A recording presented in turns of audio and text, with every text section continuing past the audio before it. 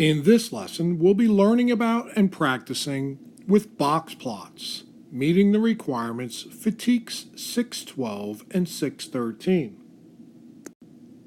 A box plot is a graph which uses a number line and a set of numeric data's 5-number summary to show the distribution of the data. A box plot allows you to represent large amounts of data. It also allows you to visualize that set of data in quarters.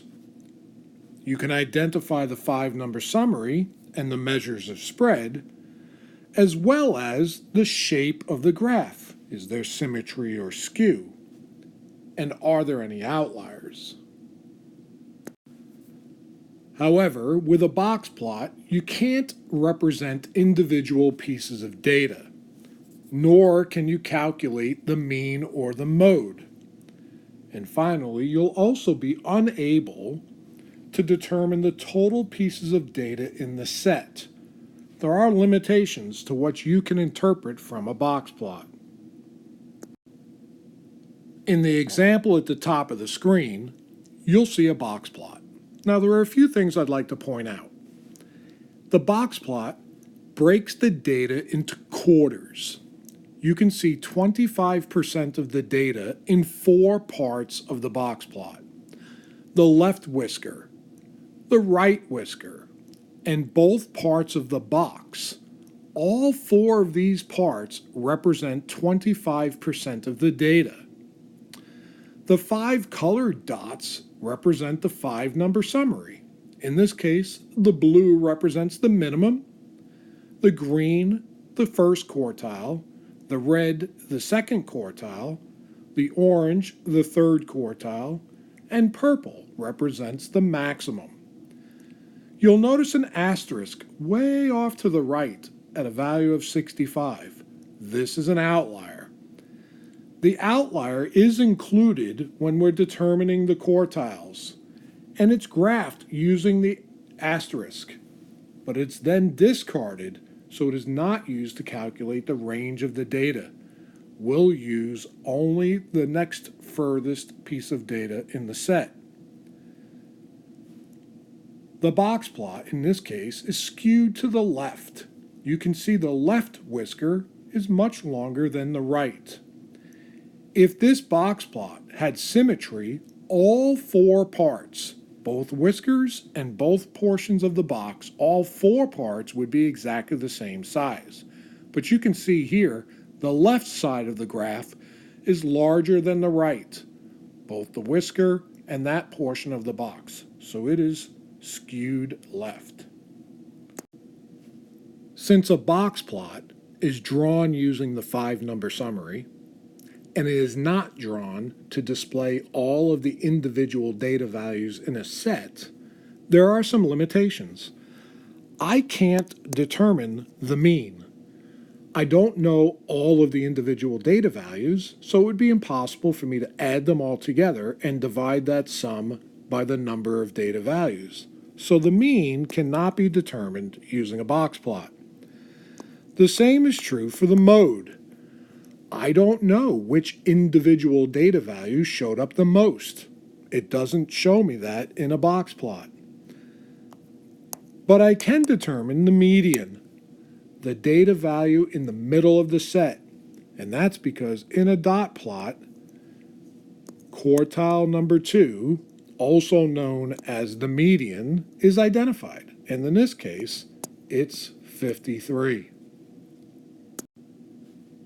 Now, of course, here's some good news. Since the box plot is drawn using the 5-number summary, I can in fact identify the 5-number summary and then use that to identify the measures of spread. So, in this particular box plot, we see the minimum is at 42. The maximum is at 61.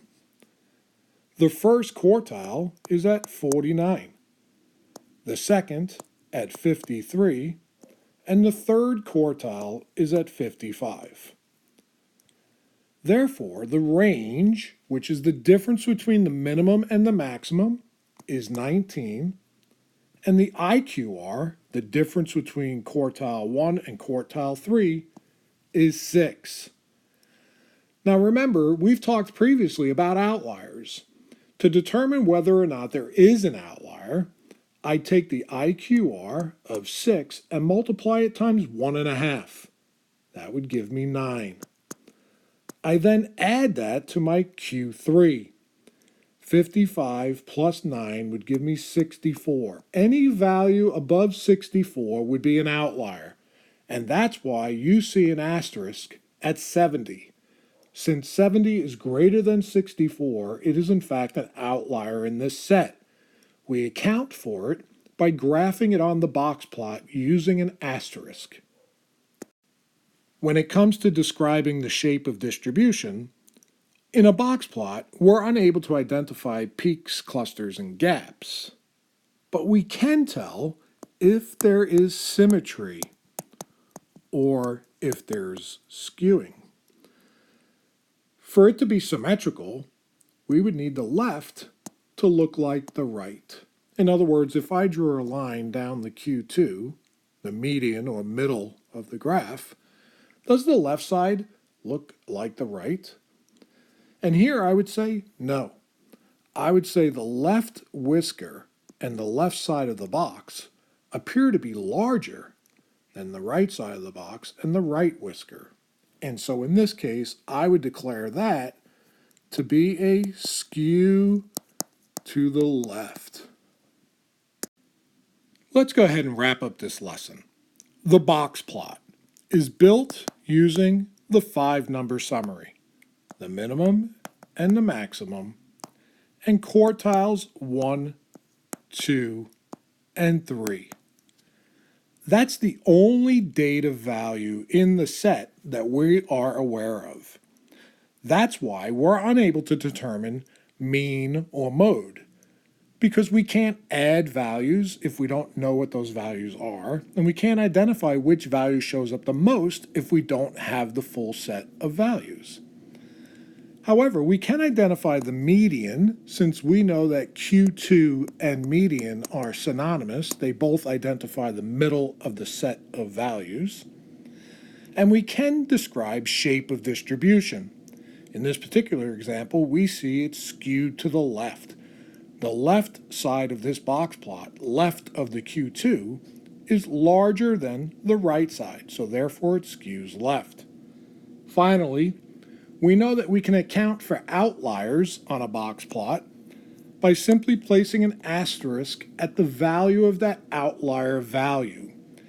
And you'll remember we determine whether there's an outlier by using 1.5 times the IQR added to the Q3. Any value larger than that is an outlier in the set.